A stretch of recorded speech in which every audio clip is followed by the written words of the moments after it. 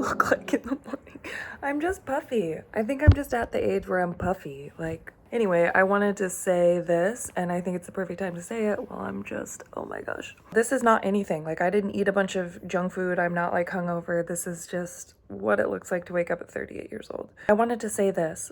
Mine is not the vlog if you're purely for aesthetics. If you just want to see the perfect morning routine, if you just want to see the perfectly decorated house, or a girl cleaning when things aren't really all that messy, I'm not it.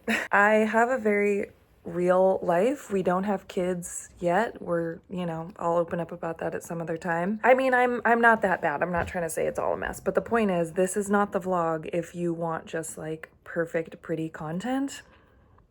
Also, I'm not the perfect beauty vlogger, but I do talk a lot about beauty because I think it's important for it to be real and grounded, and I want to share my perspective, especially about products in beauty, fashion, wellness, fitness, because as a person who worked as a marketer and copywriter for almost 20 years, I can tell you a lot about what they're actually trying to sell you when they sell you those products, and we need to have those conversations. Anyway, the point is, it's kind of a mix of lifestyle, personal growth, and just opening up and sharing my journey of getting my pink back, my spark back. But it's not the place if you just want aesthetics, because this is it. I just want the expectation known. What you're gonna see in these episodes is just heart to hearts about what I'm realizing about being alive and the magic of being alive, and some hard truths about beauty products and things that we do to make ourselves more perfect, and why we even feel that pressure, and the experience of being a woman in her late 30s, and yeah, a little of my lifestyle. But please don't hold me to the standard of perfection, because you're not gonna get it.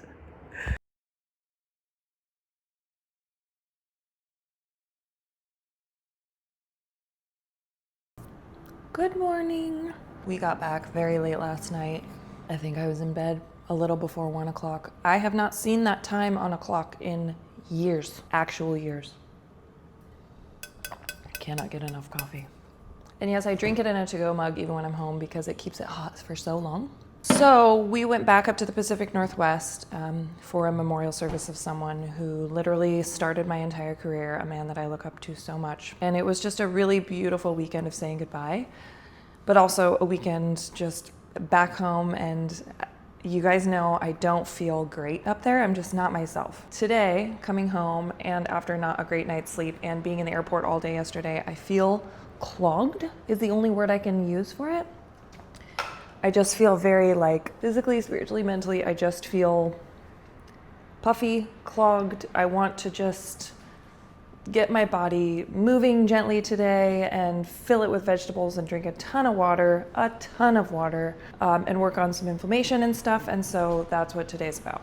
It's 10 in the morning right now, which is so late. It literally feels like afternoon to me, and we're gonna get ready to get a workout in. And also we need to go pick up a bunch of packages that came while I was gone. A bunch of samples and products got sent, and so they're sitting in the mailboxes waiting for me, and we need to get them out.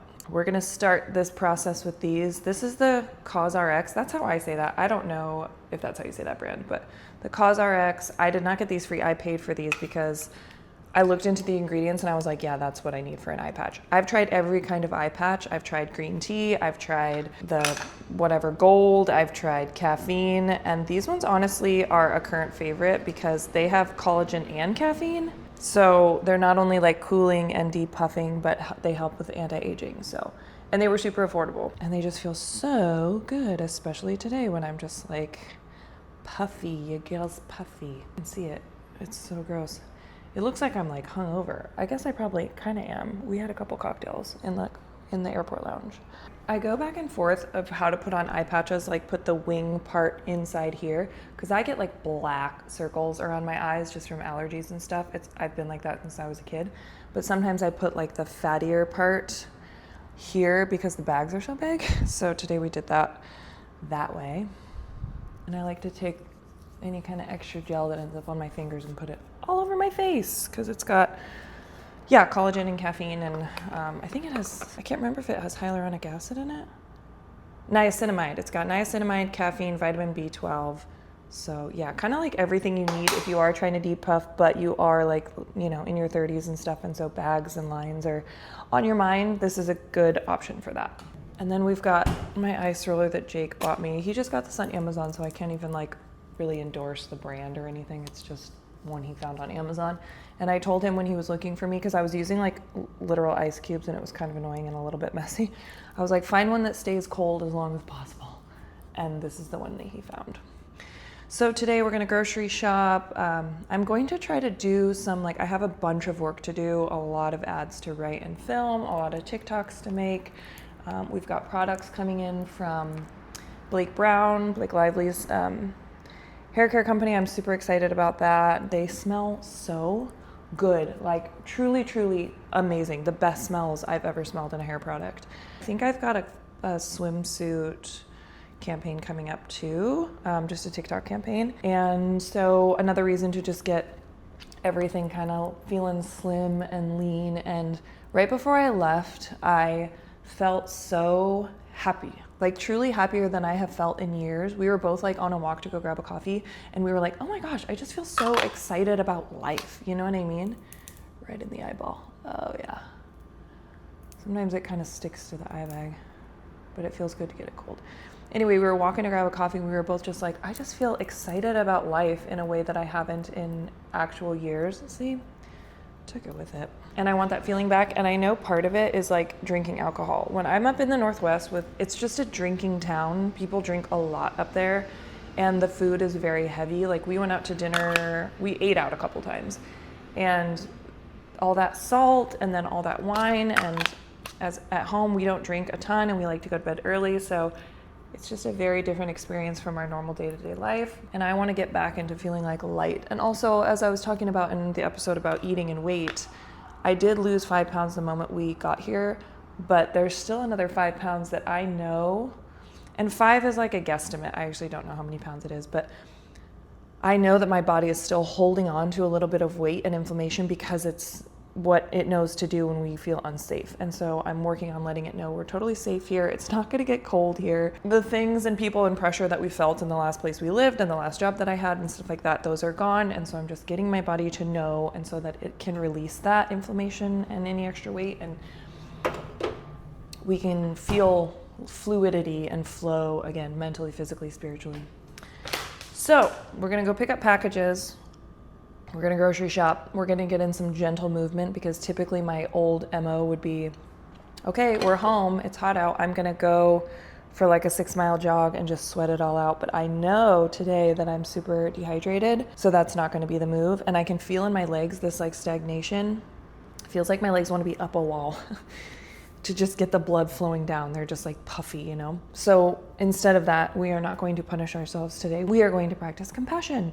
We're going to move gently. We're going to stretch. We're going to water it. We're going to nourish it. And we're going to start with these. I got these from the brand Super Mush. They're delicious. Actually, this is the mango flavor. It's a creatine gummy with cordyceps mushrooms, which is perfect because I had tried creatine before. I did love it. I really did love it. I didn't have the experience of being like puffy or bloated because of it. I do think a lot of women would benefit from creatine, but I can't do another potion. I truly cannot do another like drink mix potion thing. I've got ones for morning, I've got ones for evening, I've got ones for middle of the day. Like I need less potion-y drinks. So these are great. Also because they do feel like a physical thing that I'm eating. It's kind of nice for breakfast or before the workout. These are sugar-free. They're sugar-free, so they're great before like a workout for me. I like a little something in my belly, but not something super heavy. So these work great for me in the morning.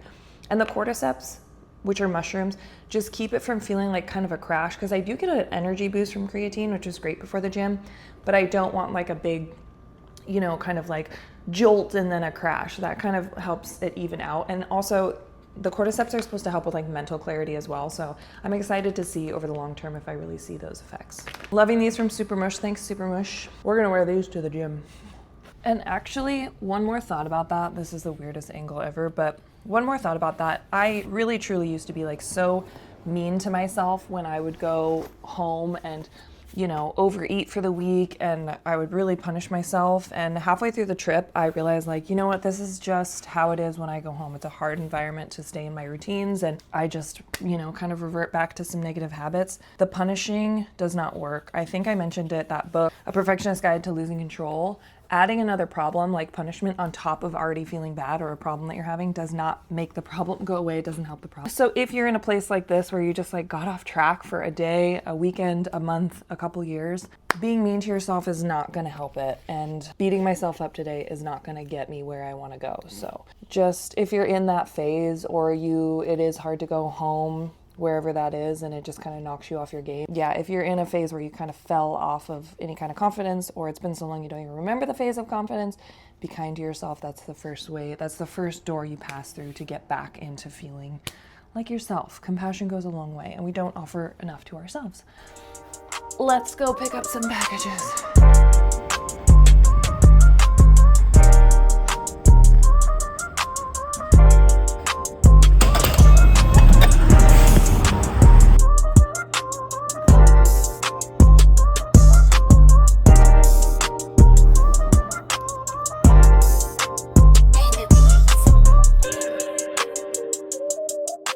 Gym, workout, done. I'm so gross. But I needed like a really good workout. Last night we got a really good night's sleep. Today I went to the gym. I'll put my workout here. It was a booty day. I struggle with booty day because I overuse my quads and my hamstrings every time. So I'm using stretches. You can see that in my very first vlog, I think. Good workout. We're back into our lifestyle, back into our life. And today I decided I'm going to sit down and figure out the reset. And I'm thinking that the reset isn't just physical. I love YouTubes that are about like getting back on track and doing a reset. There's 2 locks on our door and I lock out Jake every time. So not just like the physical reset of getting back to routines, like good sleep, workout, blah, blah, blah. Those are great. But I want to get back to the like spiritual, emotional reset. So hopefully today is going to be kind of mapping that out and just getting back into the groove of we were feeling so good before we left. Really living in what felt like so much alignment, and then just knocked off our course. If you're a caretaker, if you're a scapegoat, if you're any of those roles, parentified child, everyone's expecting you to be that same person, and you've maybe changed in your normal life wherever else you live. And then you come back and you're like, oh my gosh, who am I? So we're both kind of feeling that heaviness right now. And today is just about getting back on track and getting the reset, the physical, emotional, spiritual, mental, all the resets. So next time I see you, we'll sit down and talk about those steps. Remember that time that I told you we were gonna like sit down and talk about what we needed to reset? That was 24 hours ago. Still haven't done it. If that is not a testament to the way that women put themselves last, because I said that and then I ate breakfast and then I went straight to work until like literally 5 or 6 o'clock. We're gonna do it today, right after we run. I'm really working on my run speed. I really wanna get my average time down. So today we're gonna go for like 6 miles and just see if I can like keep up a pace. I think I can do most of the miles between 9 and 10 minutes per mile. So we're gonna try that. Jake's gonna go for a run where he just does like a 4 mile and sees if he can up those paces. Anyway, we all do it. We all say that we're gonna take time to reset for ourselves, and then we don't. Although yesterday was very nourishing. We had an amazing healthy dinner, and I did like a facial after that and went to bed, and we got a really good sleep. So still a win, but like I told myself and I told you I was gonna sit down and talk about what I need, and then I didn't do that. So we're not putting ourselves last anymore, and today is gonna be different. And I'll let you know the stats on this run when I'm done.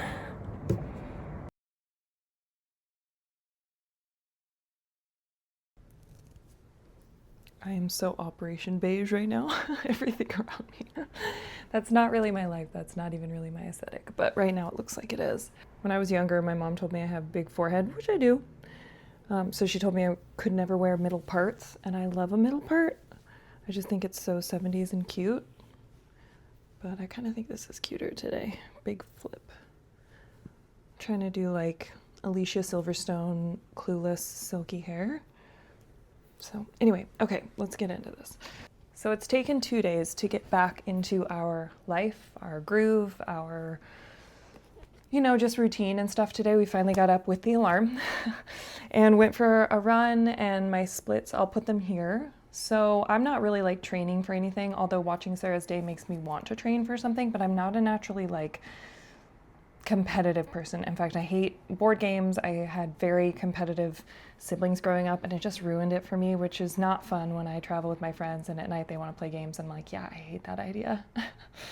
But I do love the idea of having a goal. So right now I'm just setting my own goal, which is to have a better per mile pace. I don't know if you can notice this is a note that I wrote Jake before a work day 3 years ago, and he found it and he put it on the wall, and we've just never taken it down. There is decor in this room. Let me show you. This is my little bedside table.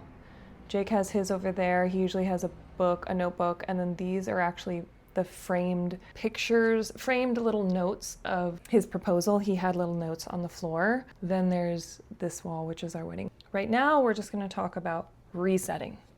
The reset after a long weekend away from home, or a tough week where you're around people that don't make you feel like you can be yourself, or any time you've gotten into a rut for any amount of time. Sometimes these ruts happen for me without me really knowing. I kind of fall into them for months at a time. And you might resonate with this if you've built a career, family structures and relationships, dating relationships, friendship groups, social settings, anything where you don't feel safe to be yourself.